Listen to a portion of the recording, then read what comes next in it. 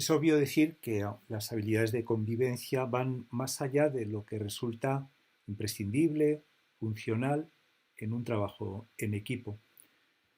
Es decir, que son habilidades que contribuyen al desarrollo del equilibrio personal, de la llamada inteligencia interpersonal, etcétera. También intrapersonal, claro.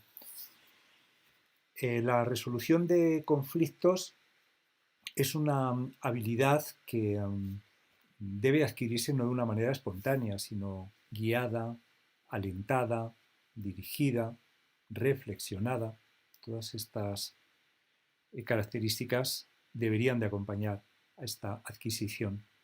Los alumnos tienen que ser capaces de, lo primero, determinar cuándo se ha producido un determinado conflicto.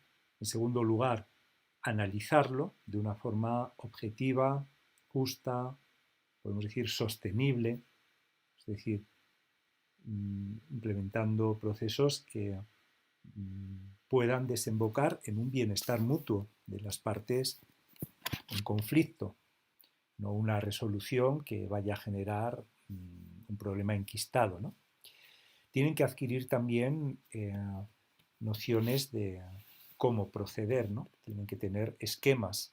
Esta ficha que pongo como ejemplo es obviamente muy básica, pero sería algunas de las posibles decisiones a tomar. Los alumnos tienen que ser capaces de valorar las decisiones posibles, adoptar las más eficientes, valorar las consecuencias de cada una de ellas y, por supuesto, implementarlas. Luego hablaremos de ejemplos de dinámicas que puedan contribuir al desarrollo de cada una de estas soft skills, pero en cuanto a la resolución de conflictos, creo que es claro, ¿no?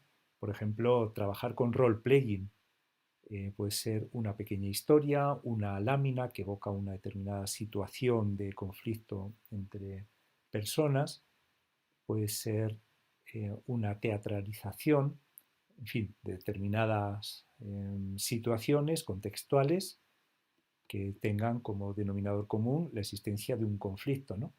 Y a partir de ahí preguntar al alumno o darle opciones o a cada uno darle un rol para que lo implemente, un papel para que lo desarrolle, un papel más negativista, un papel más conciliador, pero sobre todo reflexionar posteriormente sobre cada una de las hipótesis, de las consecuencias previsibles o incluso anticipar cuál sería el resultado de cada una de las decisiones tomadas ante ese núcleo conflictual, ante ese problema. Bien, trabajarlo en determinados momentos, en distintas edades, sería el objetivo de esta subskill. Por ejemplo, ¿qué podría hacer un niño de 3 años en cuanto a la resolución de conflictos? Puede ser simplemente detectar un conflicto, saber pedir ayuda a una persona mayor, mientras que tal vez en un momento determinado los alumnos poco a poco empiecen a ser autogestionarios en la dirima pacífica, positiva de estos conflictos.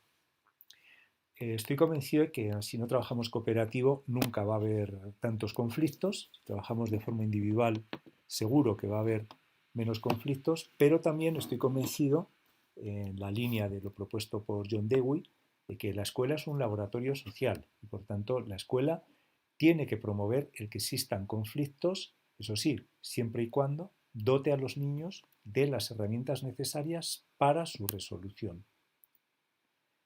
Bien, otra subskills es la del ámbito del autocontrol, del equilibrio, de la evitación de soluciones violentas, etc. Por supuesto, ligado, como antes explicaba, de manera indisoluble a la resolución de conflictos, etc. Tenemos que trabajar con técnicas de autocontrol, por supuesto con alumnos con más problemas de disrupción, etcétera, pero también con el conjunto de los alumnos. Necesitamos alumnos equilibrados, alumnos capaces de saber actuar sin renunciar a sus emociones, pero con conciencia con respecto a las consecuencias de sus decisiones. Entonces aquí podríamos poner como algunos ejemplos de las dinámicas para adquirir el autocontrol, el lenguaje autodirigido o las técnicas de control de ira, incluidas pues algunas más elementales para niños pequeños como el robot y la muñeca de trapo para saber relajarse uno a sí mismo, o rutinas como el rincón del pensamiento, cuando me encuentre mal y detecte que me encuentro mal, voy a ese rincón y ahí analizo, eso sería ya el lenguaje autodirigido, ¿no? Uso el lenguaje para dirigir mis actos, primero de forma explícita, voy a esperar un rato a ver si se me pasa, voy a hablar luego en el recreo, si no me hace caso se lo diré a la profe. Esos serían ejemplos de lenguaje autodirigido. Primero, hechos explícitos, exteriorizados, externalizados, y posteriormente con un uso implícito, no verbalizado, en voz alta, de estas mismas consignas, de esta planificación de las situaciones siempre que surja alguna coyuntura conflictual. Un concepto cultural, un gran arraigo cultural, es el de la proximia, el espacio personal de respeto. Trabajar con el otro acaba siendo un poco cansado, cansino, acabamos echando de menos cierta intimidad cuando el trabajo en equipo es muy frecuente. Por tanto, necesitamos saber hacer respetar nuestro espacio de intimidad, nuestro espacio personal, pero también respetar el del ajeno. Decía que es una construcción en última instancia muy cultural, ¿no? Hay culturas como la norteamericana, quizá incluso excesivamente celosas de su espacio personal, de su proximia. Hay algunos centros en donde si un niño de infantil se cae al suelo y se hace una herida, no cualquiera puede levantarle del suelo, porque no cualquiera puede tocarle. Solo, por ejemplo, la enfermera titulada y habilitada para ello. Esto que pongo como una anécdota que pueda parecer grotesca es un buen ejemplo, ¿no? Los latinos somos un poco más abrazos, osetes, un poco más de intimidad, vamos, de invadir la intimidad también física, corporal del otro. Muy besucones, pues decía, muy de abrazos de osete, muy próximos, etcétera.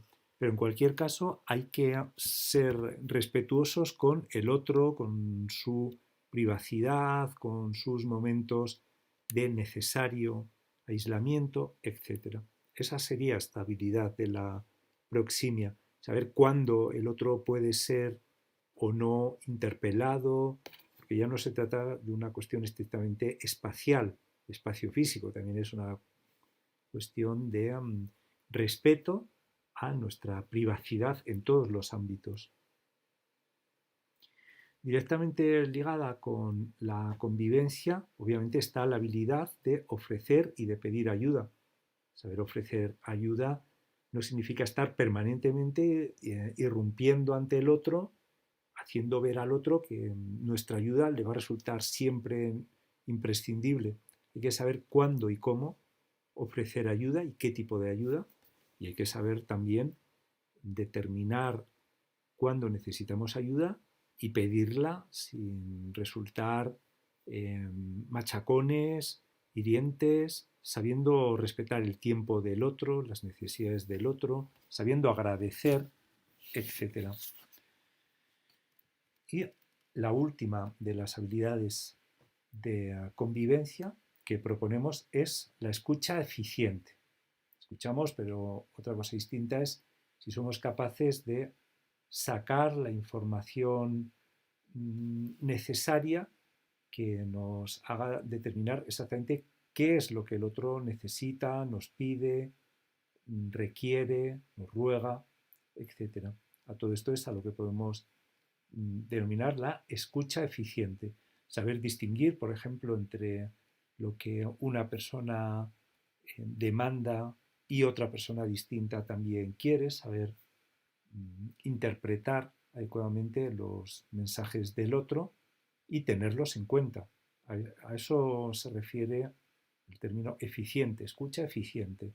Tener en cuenta de una manera no solo teórica, no solo en el plano de la comprensión, sino también en el plano de el ajuste de nuestra respuesta a las demandas ajenas.